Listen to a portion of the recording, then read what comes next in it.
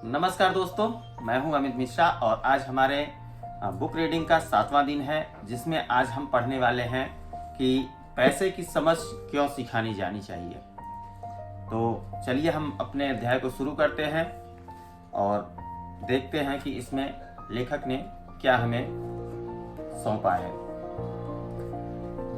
1990 में मेरे सबसे अच्छे दोस्त माइक ने अपने डैडी का लंबा चौड़ा कारोबार संभाल लिया है और उसे अपने डैडी से ज्यादा कामयाबी मिल रही है।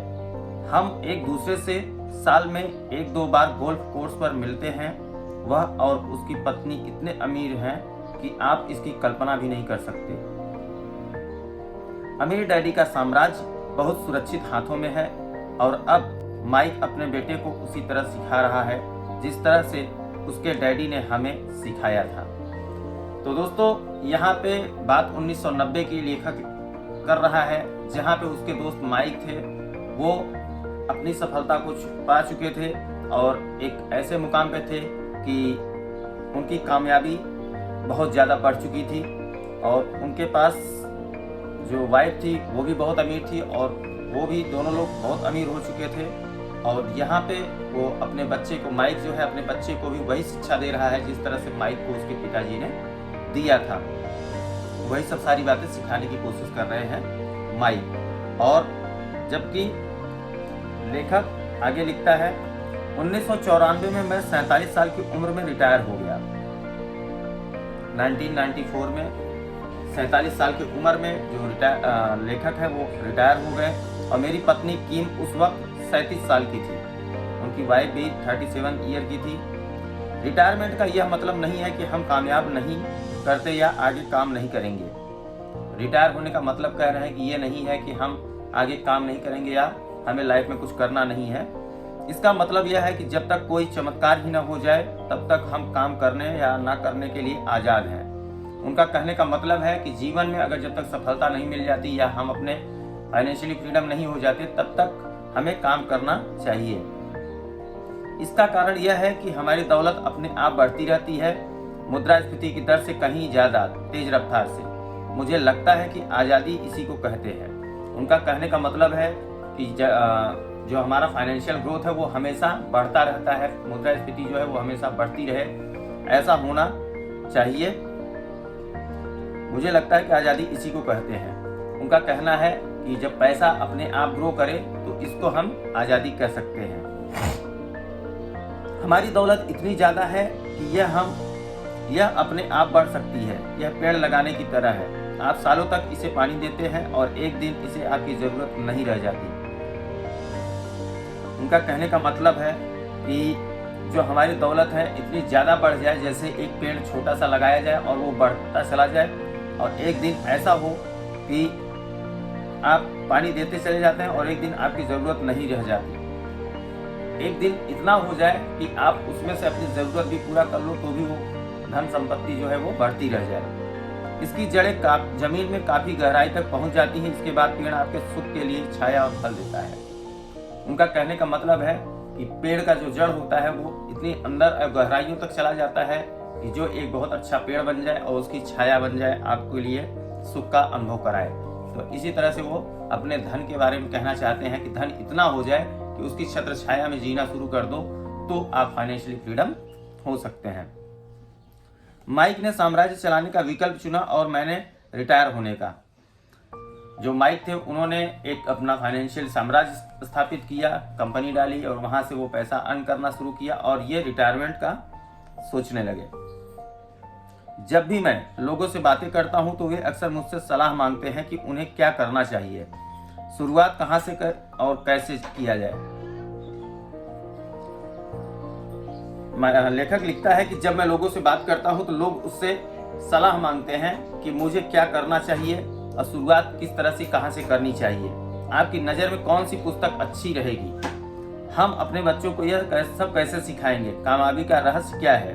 मैं किस तरह करोड़ों रुपए कमा सकता हूँ? ऐसे वक्त मुझे हमेशा एक लेख की याद आती है जो यहाँ दिया जा रहा है। ऐसे में शुरुआत कहाँ से किया जाए, इन सब बातों को लेकर के लेखक से कोई पूछता है तो वो कोई पुस्तक रिकमेंड करना चाहते हैं जो कि आगे है।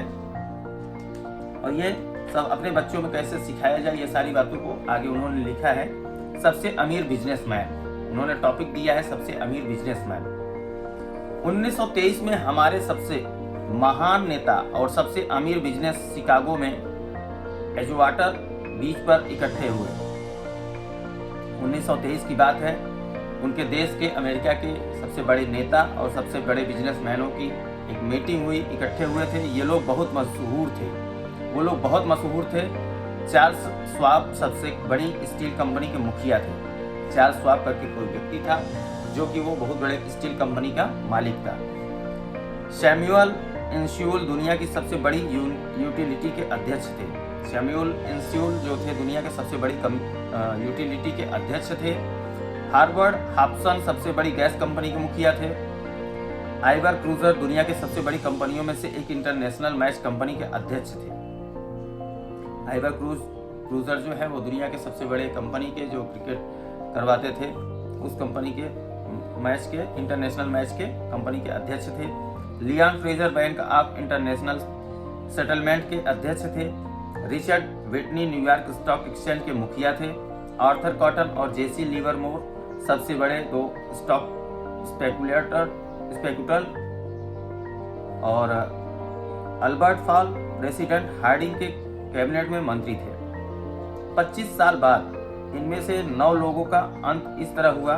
श्वास 5 साल तक कर्ज में डूबे रहने के बाद गरीबी में मरे। इंस्यूल की मौत विदेश में दिवालियेपन की हालत में हुई। क्रूजर और कॉटन भी गरीबी में मरे। हॉब्सन पागल हो गए। व्हिटनी और एल्बर्ट फॉल उस समय जेल से रिहा हुए थे।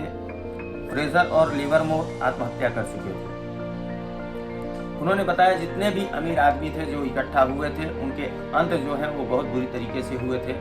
किसी को हार्ट अटैक हुआ, किसी को प्रॉब्लम्स आए, कोई जेल में चला गया। सभी का अंत बहुत अच्छा नहीं रहा। शायद कोई भी ठीक से यह नहीं बता सकता कि इन लोगों के साथ ऐसा क्यों हुआ था। यह 1923 की बात है। लेखक का कहना है कि शायद इन बातों को कोई भी नहीं बता सकता है कि इन लोगों के साथ हुआ क्या था, जो कि 1923 की बात थी। हम इतना अंदाजा तो लगा सकते हैं कि यह 1929 के मार्केट क्रॉस और बड़ी आर्थिक मंदी के ठीक पहले का समय था। 1929 में बहुत बड़ी मंदी आई थी। उन्होंने कहा यह हादसा हम अच्छी तरह से बता सकते हैं कि इसके पहले का था। मंदी का इन लोगों पर निश्चित रूप से बहुत ज्यादा असर हुआ होगा। देखने वाली बात यह है, आज हम इन लोगों से ज्यादा मुश्किल समय में जी रहे हैं। परिवर्तन ज्यादा तेजी से हो रहे हैं और पूरी दुनिया में हो रहे हैं। मुझे लगता है कि आने वाले 25 सालों में बहुत से ऐसे उतार चढ़ाव आएंगे जो इन लोगों द्वारा झेले गए उतार चढ़ाव की तरह ही होंगे। लेखक का कहना है कि जैसे आज से 1923 में इन लोगों ने जो दौर देखा था, वही दौर आने वाली पीढ़ियां भी देख सकती हैं। और हम लोग ऑलरेडी ऐसे सिचुएशन में जी रहे हैं जहां पे कि जो 1923 वाला सिचुएशन था या 1929 वाला सिचुएशन था, जो कि आने वाले 25 सालों में हमें देखने को मिल सकता है।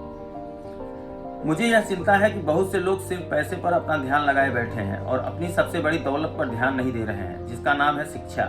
अगर लोग लचीले होने, दिमाग खुला रखने और सीखने के लिए तैयार रहे तो इन परिवर्तनों के बावजूद वे बहुत अमीर बन सकते हैं। लेखक का कहना है कि लोग पैसों की बजाय अगर शिक्षा पे ध्यान दें और अपने खुले विचारों से रहें और हमेशा खुश रहने की कोशिश करें और कुछ सीखने की कोशिश करें, तो वो बहुत ज़्यादा अच्छा पैसा कमा सकते हैं और बहुत बड़े आदमी बन सकते हैं, अमीर इंसान बन सकते हैं। अगर लोग यह सोचेंगे कि पैसा ही उनकी समस्याओं को सुलझा सकता है, तो ऐसे लोगों के लिए आगे आने वाला समय बहुत परेशानी भरा होगा। अगर लोगों के दिमाग में ये चलता है कि आने वाला समय जो होगा वो मेरे लिए पैसा मैं कमाऊंगा तो हमारा सारा समस्या समाधान हो जाएगा, तो ये इंसान की सबसे बड़ी भूल है, ऐसा लेखक का कहना है। बुद्धि से समस्याएं सुलझती हैं और पैसा आता है। अगर आपके पास पैसे की समझ नहीं है तो पैसा चाहे आ भी जाए पर ज्यादा देर तक नहीं टिकता है। लेखक का कहना है कि बुद्धि से पैसा आता है और पैसे का मैनेजमेंट अगर आपको नहीं आता तो वो बहुत जल्द आकर के भी चला जाता है, वो टिकता नहीं है।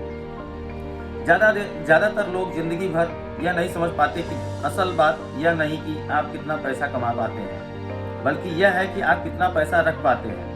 हमने लॉटरी जीतने वाले उन गरीब लोगों की कहानियां सुनी हैं जो अचानक अमीर बन जाते हैं पर कुछ समय बाद वे फिर से गरीब हो जाते हैं। ये लोग लाखों करोड़ों जीतते हैं, फिर भी वे लौटकर वहीं आ जाते हैं जहां से उन्होंने शुरुआत की थी। लेखक का कहना है कि हमने बहुत से लोगों के बारे में ऐसा देखा है और ज़्यादातर लोग जिंदगी में अपने कई जगहों से पैसा अच्छा कमाते हैं, जुआ से या कहीं कह ले तो लॉटरी से, और उन पैसों से वो लोग कुछ नहीं कर पाते और एक समय ऐसा आता है कि वो सारा पैसा खत्म हो जाता है, फिर वो जहाँ रहते थे उसी स्थान पे पहुंच जाते हैं।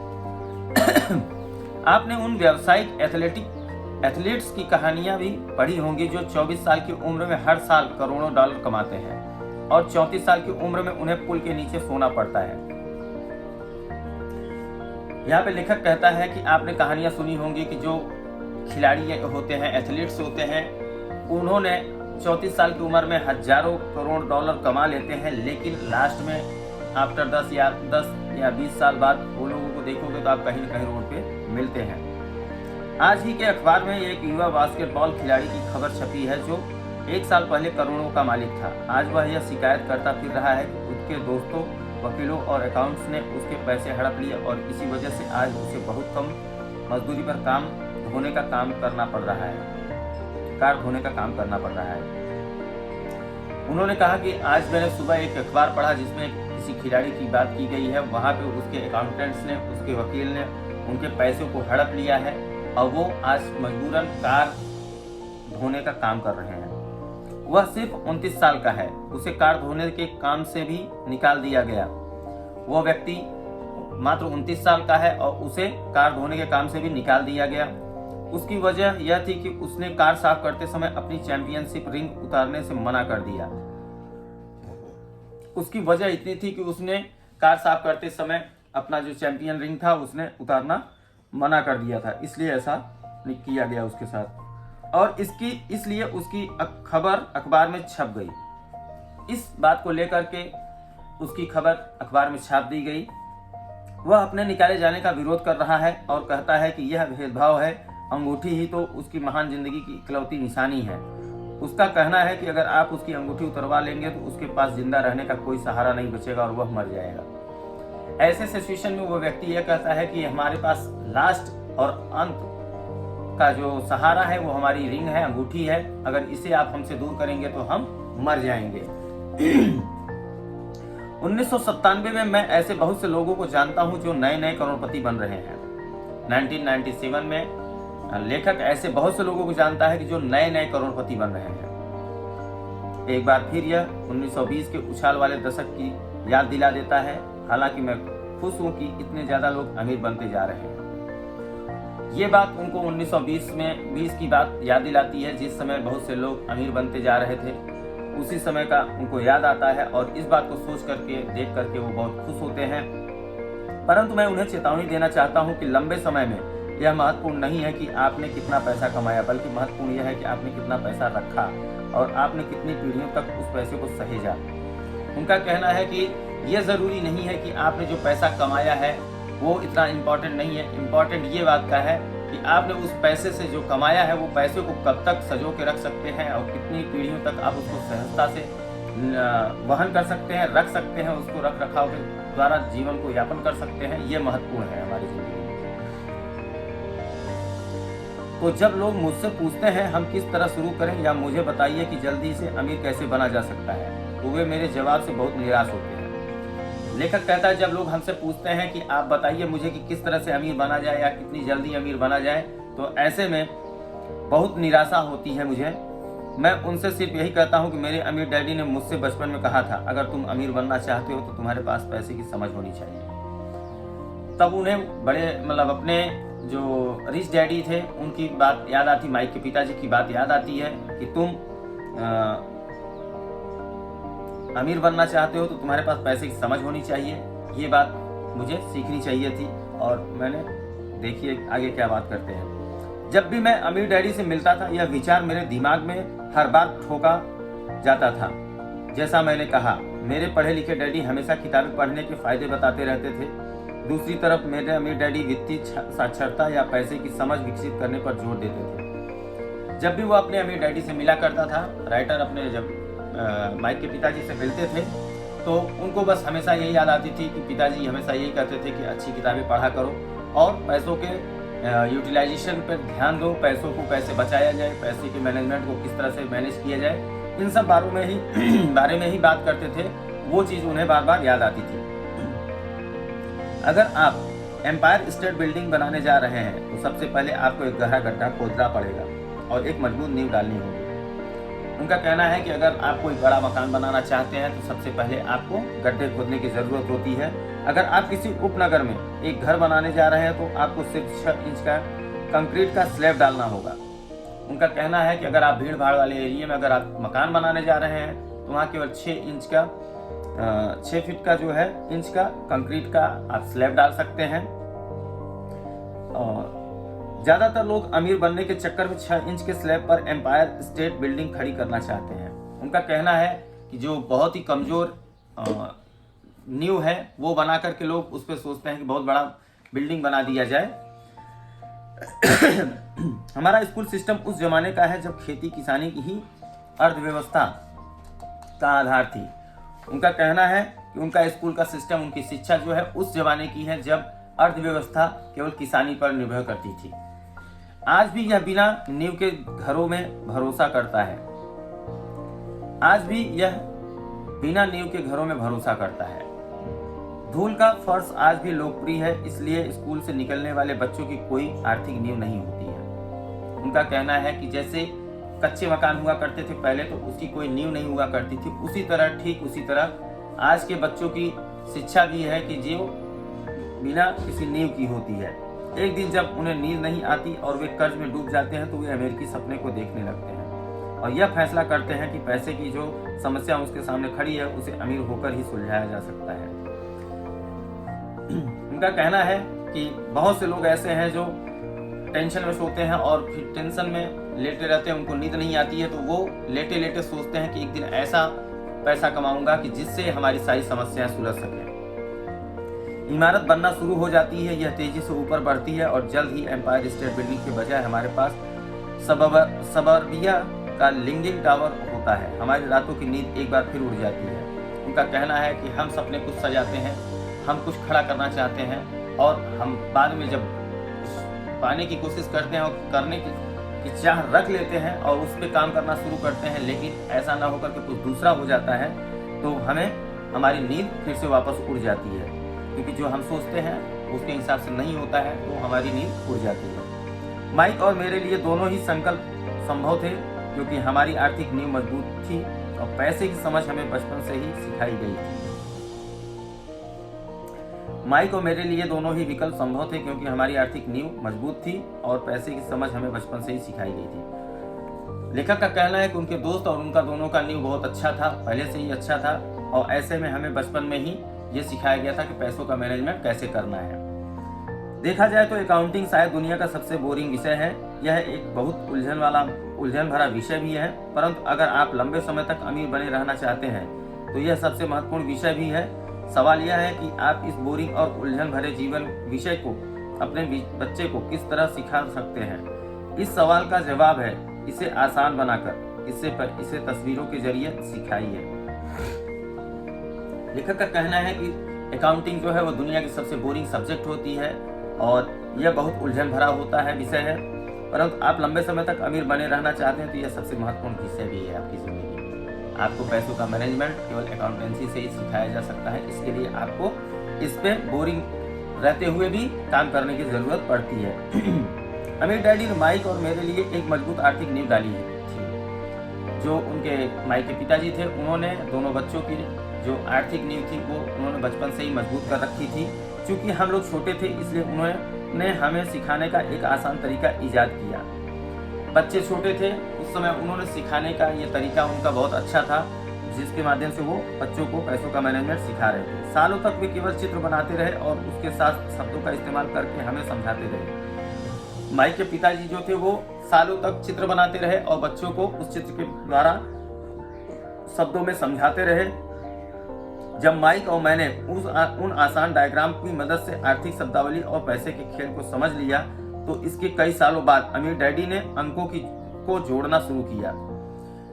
लेखक का कहना है कि जब माइक और लेखक दोनों लोग छोटे थे उस समय जब उनके रिच डैडी जो थे वो ग्राफ बना करके समझाते थे तो वो चीज़ उनको समझ में आती थी। उसके बाद उन्होंने धीरे धीरे करके अंकों में समझाना शुरू किया इन लोगों को। आज माइक को जितने अकाउंटिंग विश्लेषण की ज़रूरत है वह उससे भी कहीं सूक्ष्म और जटिल विश्लेषण कर सकता है। आज माइक को इतनी अच्छी नॉलेज है अकाउंटेंसी में कि जो जटिल से जटिल या कठिन से कठिन स्टेज है उसको भी वो बहुत साक्षरता से कर लेता है, बहुत अच्छी तरीके से कर लेता है। उसके पास दरअसल 10 अरब डॉलर का साम्राज्य है। मैं इतना ज़्यादा जटिल विश्लेषण नहीं करता क्योंकि मेरा साम्राज्य छोटा है, परंतु हम दोनों की ही नींव आसान नींव थी। आज जो माइक है उसकी 10 अरब डॉलर की संपत्ति है और जो मैं भी हूँ तो मेरा भी इतना अच्छा नहीं है, लेकिन हाँ ये है कि हम दोनों, हमारा जो है एक छोटा सा साम्राज्य है परंतु हम दोनों की नींव आसान नींव थी। उनके पिताजी ने जो ज्ञान दिया था उसकी वजह से उनकी जो नींव बनी थी वो बहुत मजबूत और अच्छी बनी थी, वो उनको आसान दिखती थी। आगे आने वाले पृष्ठों में मैं आपके सामने वही आसान से चित्र खींचूंगा जो माइक के डैडी ने हमारे लिए खींचे थे। हालांकि वे आसान हैं परंतु इन चित्रों के सहारे उन्होंने 2 छोटे बच्चों को ठोस और गहरी नींव पर दौलत का बड़ा महल बनाना सिखाया। लेखक कहते हैं कि मैं आगे किसी पृष्ठ पे मैं आप सभी को चित्र बना करके दिखाऊंगा जो माइक के पिताजी ने हम बच्चों को सिखाने के लिए बनाई थी। बहुत सरल भाषा में है जो कि जिसके माध्यम से हम लोगों की नींव बनाई गई और आज हम लोग पैसों का साम्राज्य खड़ा कर पाए हैं। नियम 1, पहला नियम है आपको संपत्ति और दायित्व का अंतर पता होना चाहिए। एसेट्स और लायबिलिटीज का अंतर पता होना चाहिए और हमेशा संपत्ति की ही खरीदनी चाहिए। और वो कहते हैं हमेशा संपत्ति ही खरीदनी चाहिए। अगर आप अमीर बनना चाहते हैं तो आपको बस इतना ही जानने की ज़रूरत है। यह पहला नियम है, यही इकलौता नियम है। यह बहुत आसान लगता है परंतु ज़्यादातर लोगों को यह पता ही नहीं है कि यह नियम कितना महत्वपूर्ण है। वो कहते हैं कि अगर आपको अमीर बनना है तो उसके लिए सबसे पहला नियम है कि आपको संपत्ति खरीदनी होगी जो कि आपको भविष्य में बहुत बड़ा इंसान बना सकती है। ज़्यादातर लोग पैसे की समस्याओं में सिर्फ इसलिए उलझे रहते हैं क्योंकि उन्हें यह पता नहीं होता कि संपत्ति और दायित्व में क्या फ़र्क होता है। बहुत से लोग ऐसे हैं जो दुनिया में बहुत से परेशान हैं और जिनको समझ नहीं है कि संपत्ति और दायित्व में क्या अंतर होता है। इसकी वजह से अमीर लोग संपत्ति इकट्ठी करते हैं, गरीब और मध्यम वर्गीय लोग दायित्व इकट्ठे करते हैं। यहाँ पे लेखक कहता है कि अमीर लोग जो होते हैं वो संपत्ति इकट्ठा करने के चक्कर में पड़ते हैं और गरीब और मध्यम वर्गीय लोग जो होते हैं वो दायित्व को निभाने के चक्कर में रहते हैं। और मजे की बात यह है कि उन लोगों को यह लगता है कि वे संपत्ति इकट्ठी कर रहे हैं। आज हम दायित्व निभाते हैं, दायित्व पे जोर देते हैं और ये चीज़ हम सभी को ये लगता है कि ये हम संपत्ति इकट्ठा कर रहे हैं। जब अमीर डैडी ने माइक और मुझे यह बताया तो हमने सोचा कि वे मजाक कर रहे हैं। हम 2 बच्चे अमीर बनने का रहस्य जानने के लिए इतने हैरान परेशान थे जबकि उनका जवाब इतना आसान था, यह इतना ज़्यादा आसान था कि हमें इस बात पर सोचने के लिए मजबूर बहुत देर तक ठहरना पड़ा। जो माइक के पिताजी थे वो जो बच्चों को सिखा रहे थे उस समय बच्चों को लग रहा था कि ये बहुत मजाक कर रहे हैं और अमीर बनने का रहस्य जो है इतना आसान नहीं हो सकता है। इस तरह से वो लोग इस बात को लेकर के परेशान थे, हैरान थे, जबकि इतनी आसान तरीके से उन्होंने अमीर बनने का राज बच्चों को बताया था। संपत्ति क्या होती है, माइक ने पूछा। माइक जो है वो पिताजी से पूछता है उस समय कि संपत्ति क्या होती है। अभी उस बारे में चिंता मत करो, अमीर डैडी ने कहा। माइक के पिताजी ने कहा कि अभी उस बारे में आप सभी को चिंता करने की कोई ज़रूरत नहीं है। अभी सिर्फ इस विचार को अपने दिमाग में घुस जाने दो। अगर तुम इसे आसानी से समझ सकते हो तो तुम्हारी ज़िंदगी एक योजना होगी और तुम्हें ज़िंदगी भर पैसे की कभी दिक्कत नहीं आएगी। यह आसान है इसलिए इसे अनदेखा कर दिया जाता है। उनके पिताजी कहते हैं कि अभी जो मैं सिखा रहा हूँ इन सब बातों को अपने दिमाग में घुस जाने दो। अगर तुम्हें इसे आसानी से समझना है तो पूरी ज़िंदगी एक योजना होगी और तुम्हें ज़िंदगी भर पैसे की दिक्कत कभी नहीं आएगी। अगर इन सब बातों को आप सभी सीख लेते हो तो पैसों को लेकर के कोई दिक्कत नहीं आएगी कभी भी। आपका मतलब है कि हमें बस इतना ही जानने की ज़रूरत है कि संपत्ति क्या है। यह जानने के बाद हम उसे हासिल कर लें और अमीर बन जाएं, मैंने पूछा। माइक बोलता है कि क्या आपका कहने का मतलब यह है कि अगर हम अपने जीवन में संपत्ति खरीद लेते हैं तो हम अमीर बन जाएंगे, ऐसा उसने पूछा। अमीर डैडी ने हामी भरी और हाँ यह इतना ही आसान है। उनके पिताजी ने बोला हाँ ये बहुत आसान है। अगर यह इतना आसान है तो फिर हर आदमी अमीर क्यों नहीं बन जाता है, मैंने पूछा। माइक ने पूछा कि अगर लेखक ने पूछा, अगर इतना ही आसान है, संपत्ति खरीद के अमीर बनना अगर इतना ही आसान है तो सभी क्यों बन नहीं जाते हैं। अमीर डैडी मुस्कुराए क्योंकि लोग संपत्ति और दायित्व में फर्क नहीं कर पाते। और उनके अमीर पिताजी जो हैं वो बोलते हैं कि क्योंकि लोग इसलिए अमीर नहीं हो पाते क्योंकि वो जो संपत्ति और उसका दायित्व जो है वो अंतर नहीं कर पाता, इसलिए वो अमीर नहीं बन पाते। मुझे याद है मैंने पूछा था, वयस्क लोग इतने मूर्ख कैसे हो सकते हैं। लेखक कहता है कि मुझे बहुत अच्छी तरह से याद है कि जो बड़े लोग होते हैं या थोड़ा एडल्ट होते हैं वो मूर्ख कैसे हो सकते हैं। अगर यह इतना आसान है और इतना महत्वपूर्ण है तो हर कोई इसे जानना या खोजना क्यों नहीं चाहता। उन्होंने कहा कि अगर ये इतना महत्वपूर्ण है तो हर कोई इसे जानना या खोजना क्यों नहीं चाहते हैं। संपत्ति और दायित्व क्या होते हैं यह समझाने में अमीर डैडी को बस कुछ ही मिनट लगे। संपत्ति और दायित्व क्या होते हैं, इन दोनों बातों को लेकर के माइक के पिताजी को ज्यादा समय नहीं लगा और उन्होंने कुछ ही मिनटों में बच्चों को समझा दिया। बड़े लोगों को यह नियम समझाने में मुझे बहुत कठिनाई होती है। क्यों? क्योंकि बड़े लोग ज्यादा स्मार्ट होते हैं। उनके पिताजी कहते हैं कि जो ये बातें मैं आप सभी को सिखा रहा हूँ ये बड़े लोगों को सिखाने में बहुत कठिनाई होती है क्योंकि वो लोग ज्यादा स्मार्ट होते हैं। मैंने अक्सर देखा है कि ज्यादातर लोग आसान विचारों को नहीं समझ पाते। इसका कारण यह है कि उनकी शिक्षा अलग तरह से हुई है। उन्होंने दूसरे प्रोफेशनल्स ने पढ़ाया है, जैसे bankers, accountants, real estate agents, financial planners इत्यादि। उन्होंने कई लोगों को शिक्षाएं दी है, बहुत अच्छे तबके के लोगों को दी है, जिसमें से प्रोफेशनल्स भी हैं, बैंकर्स भी हैं, अकाउंटेंट्स भी हैं, रियल एस्टेट के जो फाइनेंशियल हैं वो भी हैं। ज़्यादातर बड़े लोगों के सामने मुश्किल यह होती है कि उन्हें बहुत कुछ भूलना पड़ता है। तो वो कहते हैं कि बड़े लोगों को ज़्यादातर ऐसा होता है कि उन्हें हर चीज़ कुछ चीज़ें भूलनी पड़ती हैं और एक बार फिर से बच्चा बनना पड़ता है। एक समझदार वयस्क को अक्सर ऐसा लगता है कि आसान परिभाषाओं पर ध्यान देना मूर्खता है। जो वयस्क होते हैं, जो समझदार हो जाते हैं, तो उनको एक समय ऐसा आता है कि उनको कोई भी साधारण सी बात अगर समझाई जाए या बताई जाए तो उन्हें लगता है कि ये ध्यान जो देना चाहिए जिन बातों पर उन्हें वो मूर्खतापूर्ण लगती हैं, इसलिए वो उन सब बातों पर ध्यान नहीं देते हैं। अमीर डैडी किस सिद्धांत में यकीन करते थे? उनके अमीर डैडी थे, उन्होंने किस, ये सिद्धांत है उनका एक, तो उस पे वो विश्वास करते थे, keep it simple stupid.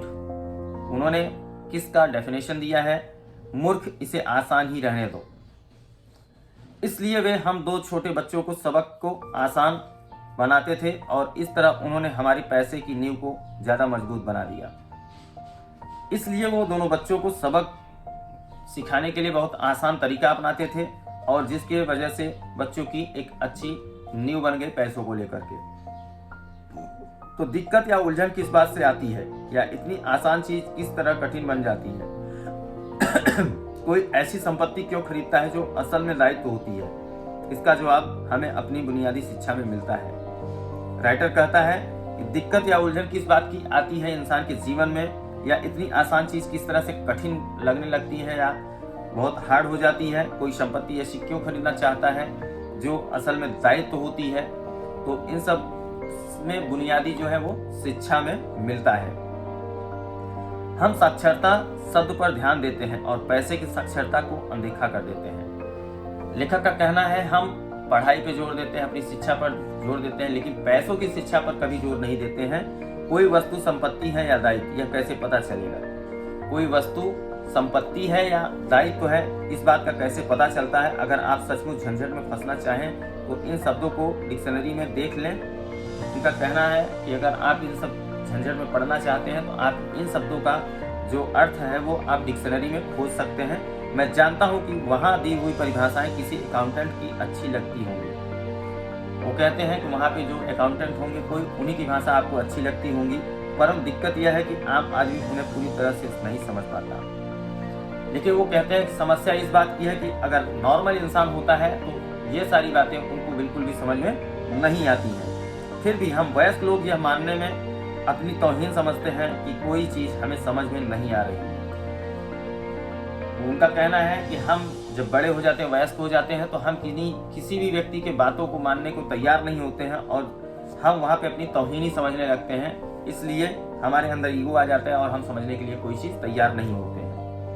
Account में अंक महत्वपूर्ण नहीं है, महत्वपूर्ण तो वह बात है जो अंक आपको बता रहे हैं। यह शब्दों की ही तरह है, शब्द महत्वपूर्ण नहीं होते, महत्वपूर्ण वह बात होती है जो शब्दों के लिए जरिए बताई जाती है।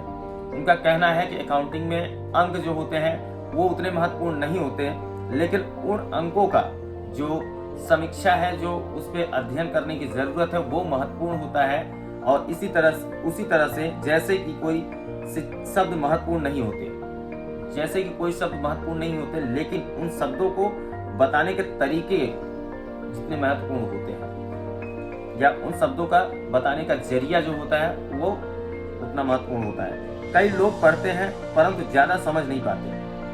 लेखक कहता है बहुत से लोग हैं ऐसे जो पढ़ना चाहते हैं या पढ़ते हैं लेकिन वो समझ नहीं पाते। या रीडिंग कॉम्प्रहेंशन या पढ़े हुए को समझने की काबिलियत होती है। उनका कहने का मतलब है या तो आप पढ़ते हो या पढ़ने की काबिलियत होती है। और इस क्षेत्र में हम सबकी अलग अलग काबिलियत होती है। उनका कहना है इस क्षेत्र में सबकी अलग अलग काबिलियत होती है। उदाहरण के लिए मैंने हाल ही में एक नया VCR खरीदा। इसके साथ निर्देश पुस्तिका भी दी थी जिसमें समझाया गया था कि अपने VCR को किस तरह प्रोग्राम किया जाता है। उन्होंने उदाहरण के लिए बताया कि बहुत ही जल्दी ही उन्होंने एक VCR खरीदा था जिसको ऑपरेट करने के लिए उसमें मैनुअल बुक था। मैनुअल बुक को जो दिया गया था उसमें उसको किस तरह से ऑपरेट किया जाता है वो सारी बातें उसमें समझाई गई थी। मैं शुक्रवार की शाम को आने वाले अपने फेवरेट टीवी शो को रिकॉर्ड करना चाहता था। वो शुक्रवार के दिन अपने फेवरेट टीवी शो को रिकॉर्ड करना चाहते थे VCR के माध्यम से, पर उस निर्देश पुस्तिका को पढ़ते पढ़ते मैं पागल हो गया।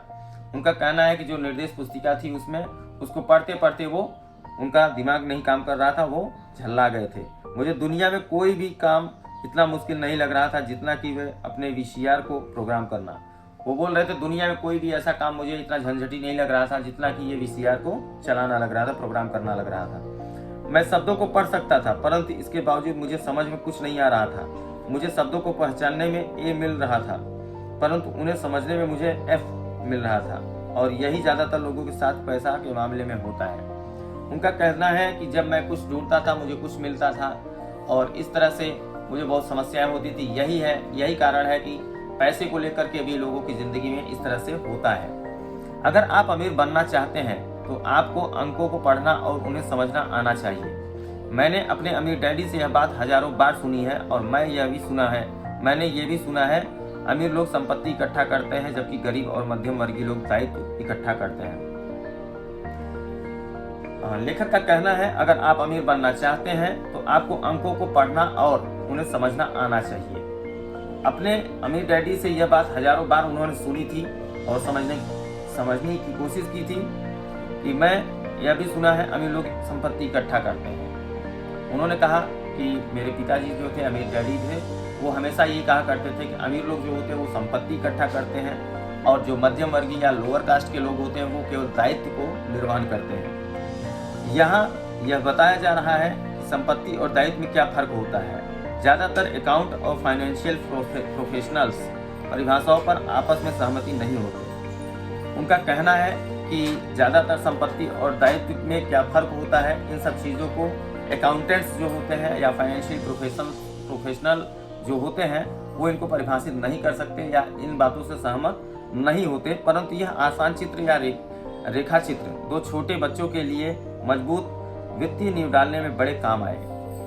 लेकिन उन्होंने कहा कि जो पिताजी ने हम लोगों को समझाया था, रूपरेखा बना करके समझाया था, उससे हम लोगों की नींव जो थी वो बहुत मजबूत बनी और बहुत अच्छी हुई, हमारी जिंदगी के लिए बहुत अच्छा साबित हुआ।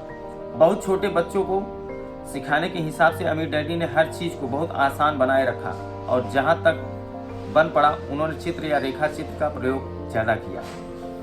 उनका कहना है बच्चों जिस हिसाब से हम लोग बच्चे थे उस समय उन सब बातों को समझाने का तरीका जो था रेखा चित्र के माध्यम से वो पिताजी का बहुत अच्छा था, जिसके माध्यम से हम लोग बहुत अच्छी तरह से रेखा चित्र खींच करके सीख सकते थे और उन्होंने सिखाने का पूरा प्रयास किया। शब्दों का उपयोग कम से कम किया और अंकों का तो कई वर्षों तक इस्तेमाल ही नहीं किया। उनका कहना है बस केवल उन्होंने लाइन खींच करके उन दोनों बच्चों को सिखाते रहे। उन्होंने कभी शब्दों का थोड़ा बहुत यूज किया था, प्रयोग किया था, बल्कि अंकों का तो बिल्कुल ही नहीं किया था कुछ सालों तक। यह एक संपत्ति का कैश फ्लो पैटर्न है। देखिएगा आप सभी, इसमें एक चार्ट दिया गया है जिसमें कैश फ्लो का सिस्टम बताया गया है।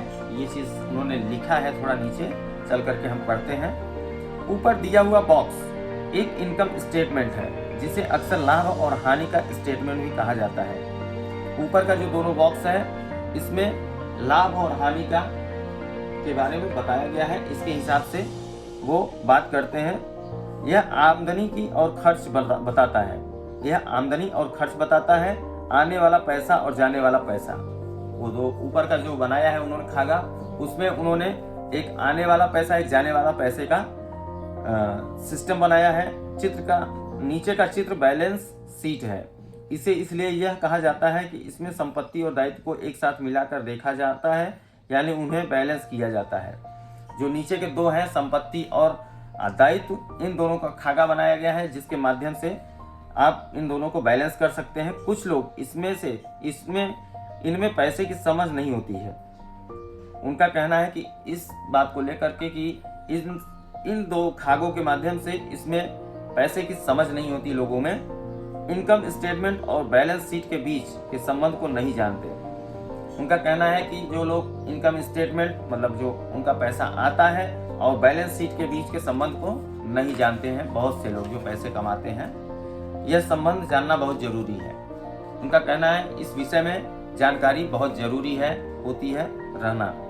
पैसे की तंगी की असली वजह यह होती है कि लोग संपत्ति और दायित्व के बीच के अंतर को ठीक से नहीं समझ पाते। पैसों की तंगी को लेकर के लेखक कहता है कि लोग इसलिए परेशान रहते हैं क्योंकि उनको पैसों को लेकर संपत्ति और दायित्व में अंतर नहीं समझ में आता है। अक्सर इन दोनों शब्दों की परिभाषाएं भी समस्या खड़ी कर देती हैं। अगर आपको दुविधा में पढ़ना अच्छा लगता है तो आप शब्दकोश उठाकर उसमें संपत्ति और दायित्व शब्दों का मतलब देख लें। लेखक कहता है कि अगर आपको थोड़ा सा भी समस्या में अपने को डालना है और सीखना चाहते हैं तो आप दायित्व और संपत्ति की परिभाषा जो है वो किसी नोटबुक में या कहीं डिक्शनरी में आप जाकर के ढूंढेंगे तो वहाँ से आपको इसके बारे में अच्छी नॉलेज मिल सकती है। अब इन परिभाषाओं का मतलब अकाउंटेंट को तो अच्छी तरह समझ में आ सकता है, परंतु आम आदमी के लिए यह वैसी ही बात हो गई जैसे परिभाषा का मतलब मैंडेरिन जैसी किसी विदेशी भाषा में लिख दिया गया हो। उनका कहना है कि जो ये परिभाषाएं हैं दोनों शब्दों के, इसको समझने का मतलब यही है। एक अगर अकाउंटेंट है तो उसको तो तुरंत समझ में आ जाएगी, लेकिन अगर नॉर्मल आदमी को समझना हो तो उसके लिए एक विदेशी भाषा जैसी समझ में आएगी जो उसके बिल्कुल भी समझ में नहीं आएगी। आप परिभाषा में लिखे हुए शब्दों को तो पढ़ सकते हैं परंतु उन्हें अच्छी तरह समझना कठिन है। वो कहते हैं कि जिस तरह से आप किसी दूसरी भाषा को पढ़ सकते हैं बट पूरी तरह से समझ नहीं सकते, उसी तरह से यहाँ पे आप इन दोनों शब्दों की परिभाषाओं को परिभाषित करने की कोशिश कर रहे हैं कि आपको समझ में नहीं आएगा और आप इसको बस केवल पढ़ सकते हैं। इसलिए जैसा मैंने पहले कहा था, मेरे अमीर डैडी ने हमेशा दोनों छोटे बच्चों को यह आसान परिभाषाएं सिखाई। संपत्ति वह होती है जो आपकी जेब में पैसा डालती है। अच्छी, आसान और उपयोग में आने वाली परिभाषा। उन्होंने बहुत सरलतम भाषा में संपत्ति को दर्शाने की कोशिश की है, जिसका मतलब वो बताते हैं कि वो संपत्ति वो चीज होती है जिसके माध्यम से आपके जेब में आसानी से पैसे आते हो। यह एक दायित्व का कैश फ्लो पैटर्न है। इन्होंने दूसरा चित्र दिखाया है, इस पेज पर देखिएगा। यहाँ पे उन्होंने दर्शा करके और हमें सिखाने की कोशिश कर रहे हैं, तो चलिए देखते हैं। अब चूंकि संपत्ति और दायित्व को चित्रों से समझा दिया गया है, इसलिए शब्दों में दी गई परिभाषाओं को समझना ज़्यादा आसान होगा। उन्होंने जो ये चित्र बनाया है इसको बहुत अच्छी तरह से और बहुत सिंपल तरह से बनाया है, इसलिए वो कहते हैं कि इन चित्रों को देखने के बाद हम परिभाषाओं को बहुत सरलतम तरीके से सीख सकते हैं। संपत्ति वह चीज़ है जो मेरी जेब में पैसे डालती है। उनका कहना है कि संपत्ति वह चीज़ है जो इंसान की जेब में पैसे डालती है। दायित्व वह चीज़ है जो मेरी जेब से पैसे निकालती है। दायित्व वह चीज़ है जो इंसान की जेब से खर्च कराती है। वास्तव में आपको इतना ही जानने की जरूरत है। अगर आप अमीर बनना चाहते हैं तो आप जिंदगी भर संपत्ति खरीदते रहिए। उनका कहना है कि अगर आपको अमीर बनना है तो इस बात को जानना बहुत जरूरी है कि हमें जिंदगी भर संपत्ति खरीदते रहना चाहिए। अगर आप गरीब या मध्यम वर्गीय आदमी बनना चाहते हैं तो आप दायित्व खरीदते रहिए। उनका कहना है कि अगर आप जिंदगी में एक नॉर्मल लाइफ जीना चाहते हैं, मध्यम वर्गीय जीवन जीना चाहते हैं, तो आप अपनी जिंदगी में केवल दायित्व को निर्वहन करते रहिए। इनके बीच के फर्क को न जानने से ज्यादातर लोग जीवन भर पैसे की तंगी से परेशान रहते हैं।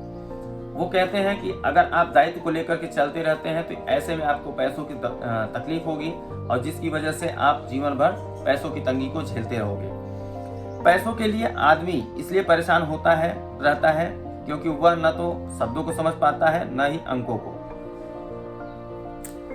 उनका कहना है कि पैसों को लेकर के इंसान हमेशा इसलिए परेशान रहता है क्योंकि न तो वो शब्दों को समझ पाता है, न उस अंक को समझ पाता है जिसके माध्यम से वो जीवन को निर्वहन करने वाला है। जिन लोगों के सामने पैसे की मुश्किल आ रही है, उन्हें यह समझ लेना चाहिए कि शब्दों या अंकों में ऐसा कुछ तो है जिसे वे पढ़ नहीं पा रहे हैं। उनका कहना है कि अगर आप पैसों को लेकर के मुश्किल में आ रहे हैं या मुश्किल में चल रहे हैं, तो आपको ये समझने की जरूरत है कि आपके शब्दों या अंकों में ऐसा कुछ तो है जो आपको समझ में नहीं आ रहा है या आप उसके बारे में पढ़ नहीं पा रहे हो। कोई चीज ठीक से उनकी समझ में नहीं आ रही है। अमीर लोग इसलिए अमीर होते हैं क्योंकि इस मामले में वे पैसे की तंगी से परेशान लोगों से ज्यादातर समझदार होते हैं। उनका कहना है कि अमीर लोग जो है संपत्ति खरीदते चले जाते हैं और उनका जो पैसे का तंगी का परेशानी का जो है वो इन सब सब्जेक्टों में ज्यादा समझदार होते हैं, इसलिए वो संपत्ति खरीद के रख लेते हैं और कभी उनको दिक्कत नहीं आती है। अगर आप अमीर बनना चाहते हैं और अपनी दौलत को बनाए रखना चाहते हैं तो पैसे की साक्षरता और समझदारी महत्वपूर्ण है। उनका कहना है कि अगर आप भी अपने जीवन में अमीर बनना चाहते हैं और साक्षर बनना चाहते हैं, पैसों को लेकर के समझदारी होनी चाहिए, ऐसा अगर आप सोचते हैं तो शब्दों में भी और अंकों में भी आपको समझने की जरूरत पड़ेगी ही पड़ेगी।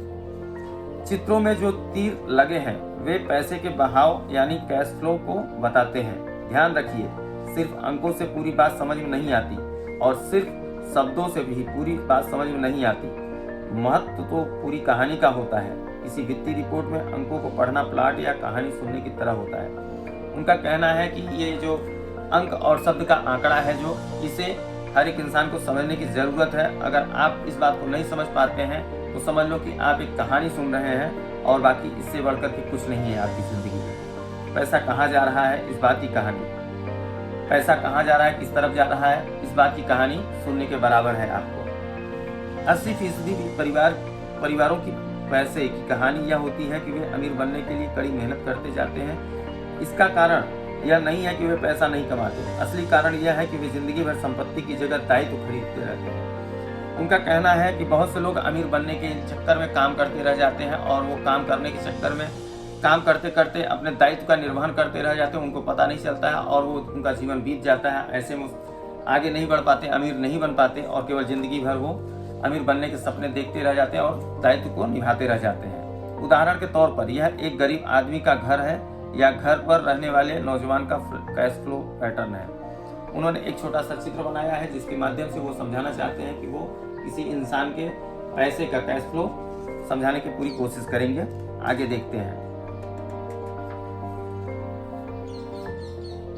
जैसा कि आप देख सकते हैं, ये सभी चित्र बहुत ज्यादा सरल बना दिए गए हैं। इसमें हर एक को जिंदा रहने के लिए खर्च करना पड़ता है।